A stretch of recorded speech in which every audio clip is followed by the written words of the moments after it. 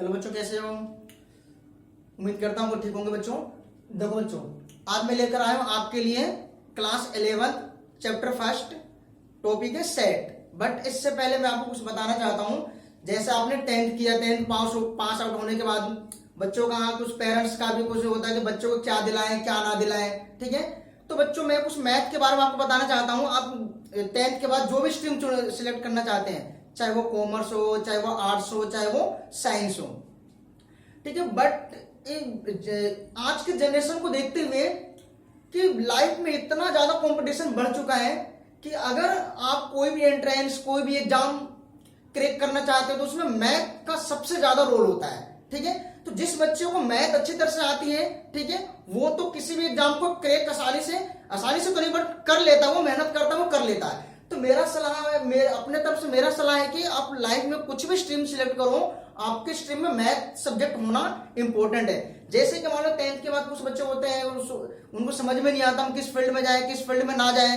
तो बच्चों आप जो भी सिलेक्ट करना चाहते हो किसी भी स्ट्रीम में, चाहे मैथ, चाहे वो कॉमर्स का हो, चाहे वो साइंस का हो, चाहे आर्ट्स का, कीजिए जो भी कीजिए।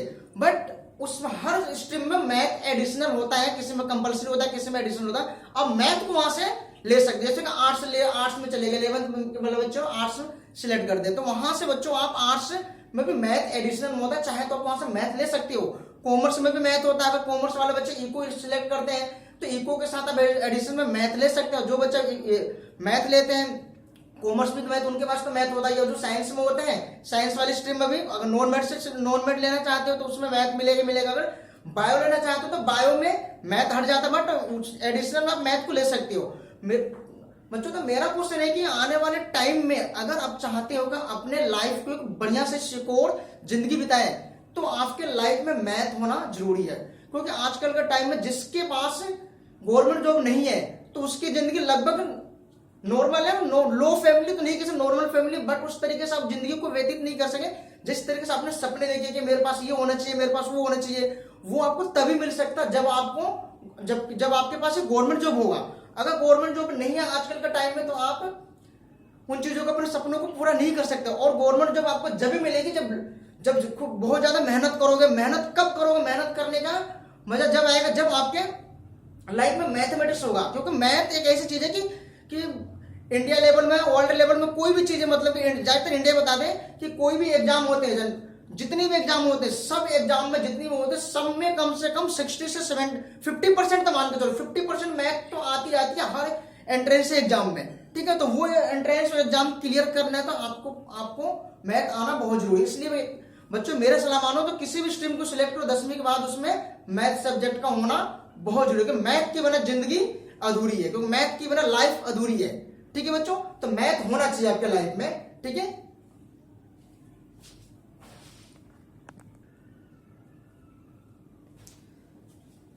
तो नेक्स्ट टॉपिक है बच्चों, हम चलते हैं अपने टॉपिक में। Class 11 math chapter first set, ठीक बच्चों। तो सबसे पहले बच्चों सेट होता क्या है, ठीक है। अब नॉर्मली सी बात है, आपको सेट के बारे में नहीं पता होगा, ठीक है। अब मैं बताता हूं कि सेट बच्चों होता क्या है। एक वर्ड आता है कलेक्शन। कौन सा वर्ड आता है बच्चों? कलेक्शन। क्या था बच्चों? कलेक्शन। कलेक्शन वर्ड का मीनिंग आपको पता होगा क्या होता है? कलेक्शन, जिसको इकट्ठा करना, जिसको कलेक्शन कर सकते हो, इकट्ठा कर सकते हो, ठीक है। अब आता है कलेक्शन तो क्या, बट इसमें एक वर्ड है वेल डिफाइंड। और वेल डिफाइंड का मतलब होता है जो अच्छी तरह से आता हो, यानी कि अच्छी तरह से, यानी कि कलेक्शन हो सकता है। वो सारी चीजें जो अच्छी तरह से कलेक्शन हो सकता है वो कहलाएगा आपके लिए सेट, ठीक है बच्चों। तो सेट होता है कि वेल डिफाइंड कलेक्शन। अब कलेक्शन तो करोगे, किस चीज का कलेक्शन कर सकते हो? ऑब्जेक्ट हो जाएगा बच्चों, ऑब्जेक्ट हो गया, एलिमेंट हो गया, या फिर मेंबर हो गया। तीनों वर्ड का मीनिंग सेम है क्योंकि सिनोनिमस होते हैं। प्रायवाची शब्द एक शब्द के अलग अलग मीनिंग होते हैं। तो यहाँ ऑब्जेक्ट बोल सकते हो, एलिमेंट बोल सकते हो, या मेंबर बोल सकते हो। इन सब का मीनिंग क्या है बच्चों? एक ही है, ठीक है। तो सबसे पहले आता है आपके पास बच्चों सेट। तो सेट होता है क्या है?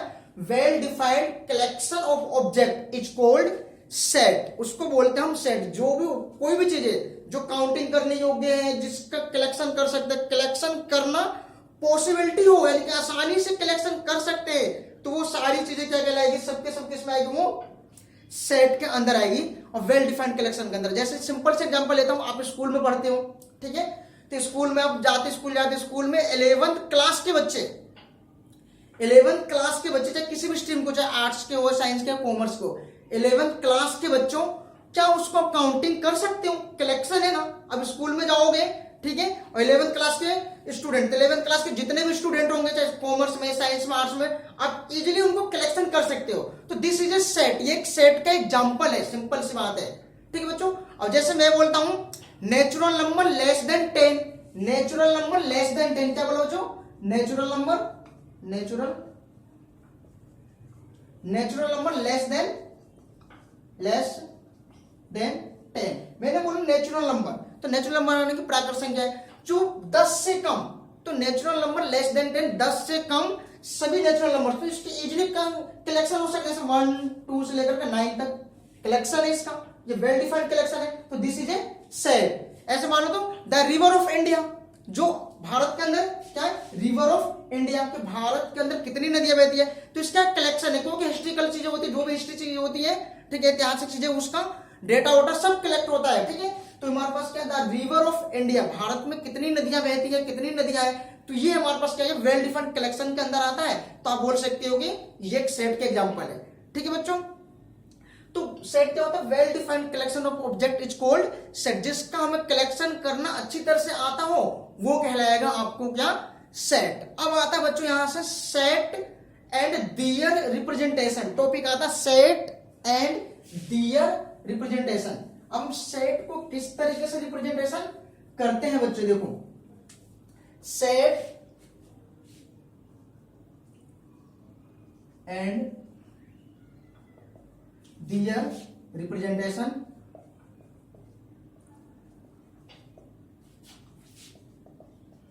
ठीक बच्चों, दियर set and their representation.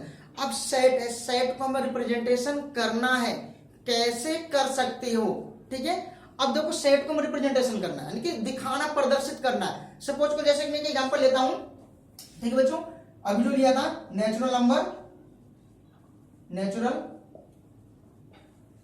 Number less than 6, ठीक बच्चों, 6 से कम प्राकृत संख्या 1 2 3 4 5, ये तो हो गया हमारे पास क्या, ये वैल्यू 6 से कम सभी प्राकृत संख्या 1 2 3 4 5 6। अब हम इसको रिप्रेजेंटेशन करना सेट के अंदर, तो कैसे कर सकते हो, तो सबसे पहले सेट के अंदर जो प्रेजेंटेशन करते हैं, तो सेट को हमेशा डिनोटेड किया जाता है कैपिटल लेटर से। कैसे बच्चों, कैपिटल लेटर से। किसे डिनोट किया जाता है, जैसे denoted by set, capital letter से, ठीक बच्चों, कैपिटल लेटर्स है, जैसे कि ए बी सी डेडेडस, यानी कि एटीसी एक्सेट्रा, ठीक है ना। हमें कैपिटल लेटर से ही सेट को डिनोट किया जाता है। अब आते हैं हमारे पास जैसे ये लिखा 1 2 3 4, ये क्या होता है, एलिमेंट होते हैं, सेट के अंदर जो लिखा जाता है वो एलिमेंट होते हैं, तो सेट को तुम कैपिटल लेटर से डिनोट करते हैं। बट इसका सिंबल क्या होता है हमारे पास है बच्चों, सिंबल ये ब्रैकेट लिखा ना, ये ब्रैकेट, ये ब्रैकेट, इस ब्रैकेट को क्या बोलते हैं बच्चों, करली ब्रैकेट, क्या बोलते हैं, करली ब्रैकेट, ये होता है। तो सेट को तो हम कैपिटल लेटर से डिनोट करते हैं, और डिनोट कर जैसे ये लिख दिया हमारे पास क्या, और इसका सिंबल क्या होता है, करली ब्रैकेट, जैसे ये सेट ए ले लिया। अब जो एलिमेंट लिखा था हमने 1 2 3 4 5, ये इसके अंदर लिख दिया, तो ये हो गया आपके क्या, सेट ए। अब अंदर जो एलिमेंट है हमारे पास 1 2 3 4, इसकी क्या कहना है, their element of set, set के अंदर जो हमारे पास एलिमेंट होते हैं उनको क्या बोलते हैं, सेट के अंदर जो भी नंबर होते हैं, जो भी ऑब्जेक्ट होते हैं, उसको हम क्या, एलिमेंट या बोलते हैं, ठीक बच्चों। तो ये आ गया आपके पास क्या, set and their representation, clear. अब यहां पे आता है बच्चों, रिप्रेजेंटेशन में ही छोटे से वर्ड आते हैं, ठीक है बच्चों, अब देखना ध्यान से। जैसे मैंने कुछ सेट लिया बच्चों, आप जैसे ले लिया सेट, ये ए बी सी, ये मैंने कुछ सेट ले लिया। अब यहां एक वर्ड आता है, एक सिंबल आता है, जैसे ये सिंबल, ठीक बच्चों, ये सिंबल, सॉरी ये सिंबल, ठीक है। अब ये सिंबल है क्या, ये सिंबल ग्रीक देश है, वहां से उनकी लैंग्वेज हमारे पास है, वहां से एक वर्ड को उठाएगा, ग्रीक वर्ड को, ठीक है। और ये हमारे पास इसको बोलते हैं एप्सिलॉन। क्या बोलते हैं? एप्सिलॉन किसको बोलते हैं। और इसका मैथमेटिक्स में मीनिंग होता है बच्चों हमारे पास क्या? Belongs to. बिलोंग्स टू, इसका मीनिंग क्या होता है सिंबल का? Belongs to. अब बिलोंग्स टू का मतलब क्या है? जैसे कोई सेट, जैसे ये ले लिया, क्या इसमें से अगर कोई भी एलिमेंट उठाता हूं, जैसे मैंने ये उठा लिया ए, तो क्या ए हमारे पास है? क्या जो एलिमेंट हमारे पास क्या ए है? एलिमेंट ए बिलोंग्स टू ए। कहने का मतलब स्मॉल एलिमेंट ए है, क्या सेट ए का मेंबर है या नहीं है? अगर वो मेंबर होगा तो ये वाला सिंबल आ जाएगा।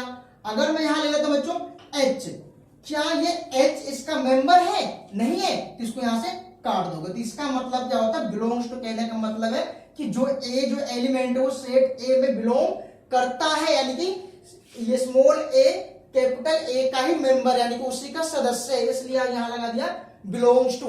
ठीक है, सबको सिंपल सी बात है बच्चों।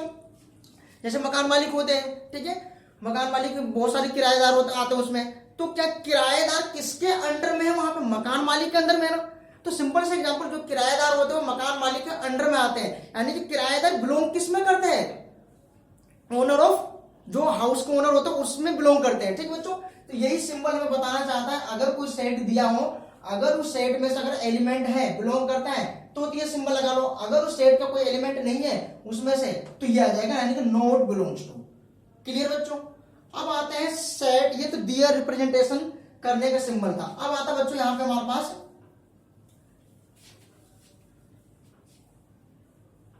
अब उसको रिप्रेजेंटेशन करने के तरीके कौन कौन से होते हैं बच्चे? Method of representation, method of representation of set, यानी मतलब सेट को रिप्रेजेंटेशन करने का तरीका कितने हैं? सेट को रिप्रेजेंटेशन करने का तरीका कितने हैं? मेथड कितने हैं? तो इसके दो मेथड होते हैं बच्चों। फर्स्ट होता है हमारे पास क्या है? रोस्टर फॉर्म और टेबुलर फॉर्म। ठीक है बच्चों। सेकंड होता है set builder form, set builder form.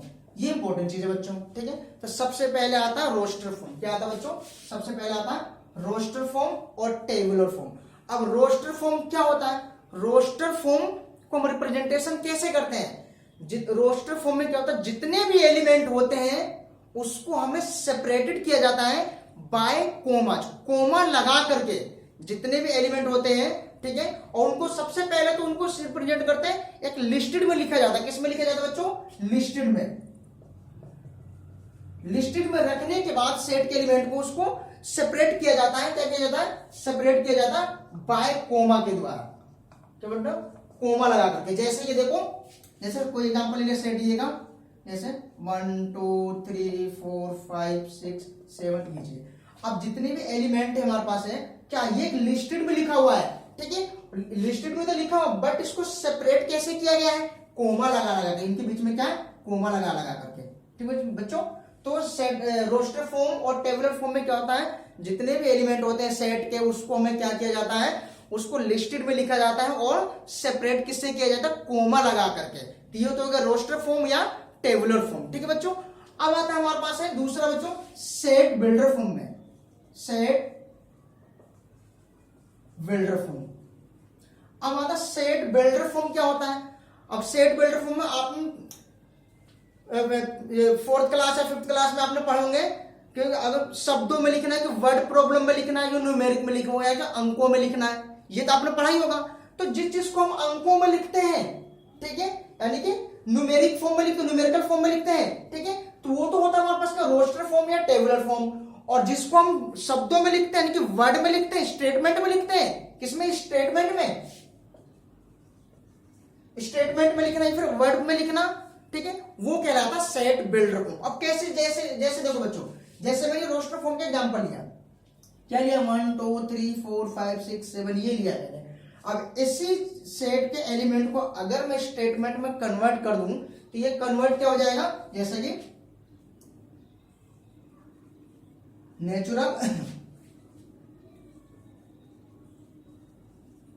Number less than 8।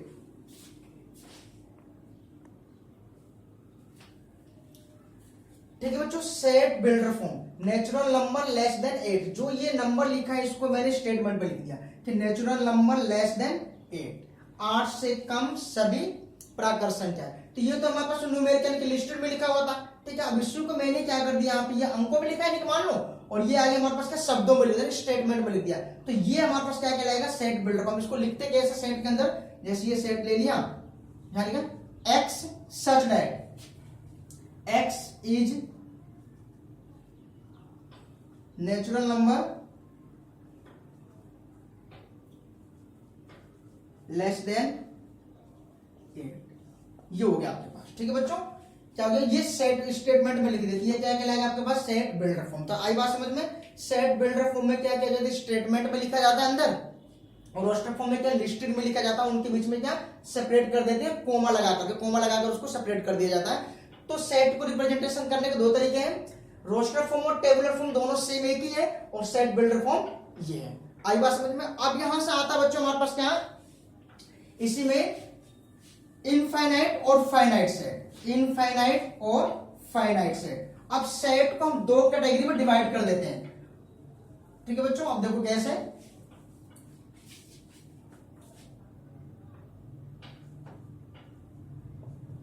Finite set और इनफाइनाइट सेट, फाइनाइट सेट। अब देखो मैंने वर्ड लिखा था well defined collection of object. ठीक है, वेल डिफाइंड जिसका कलेक्शन करना अच्छी तरह से आता हो, वो सारी सेट हो, और जिसको जो कलेक्शन में ही आते हो बट हम अच्छी तरह से नहीं कर पाते, तो वो भी सेट के अंदर ही आता है। बट यहां से डिवाइड क्या हो जाता है हमारे पास, फाइनाइट और इनफाइनाइट। जिसको हमें कलेक्शन कर सकते हैं, जिसको हम कलेक्शन कर सकते हैं, वेल डिफाइंड कलेक्शन हो जाएगा।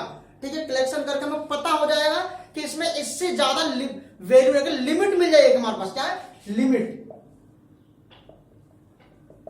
अगर लिमिटेड पोर्शन मिल जाता है तो होता है हमारे पास फाइनाइट, और जिसका लिमिटेड पोर्शन नहीं मिलता, पता नहीं वो कहां पे जाकर खत्म होगा, तो उस तरीके के लिए हमारे पास क्या है, इनफाइनाइट सेट। जैसे कि सिंपल से एग्जांपल है यहाँ पे बच्चों, जैसे ले लिया हम कोई सेट 1 2 3 4 5 डैश करके यहाँ तक बच्चों 100 तक। ठीक है, दूसरा ले लिया हमारे पास बच्चों यहाँ पे 1 2 3 4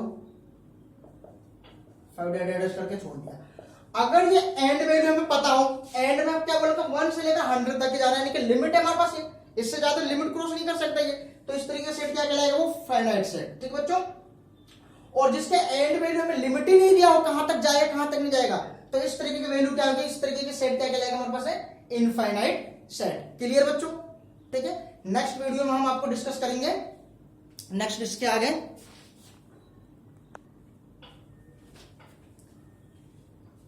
ठीक बच्चों, नेक्स्ट वीडियो में क्या करेंगे, इसके आगे हम टॉपिक डिस्कस करेंगे आगे इसके आगे। बच्चों वीडियो पसंद आया तो लाइक और सब्सक्राइब करना मत भूलना। ठीक है बच्चों, थैंक्स।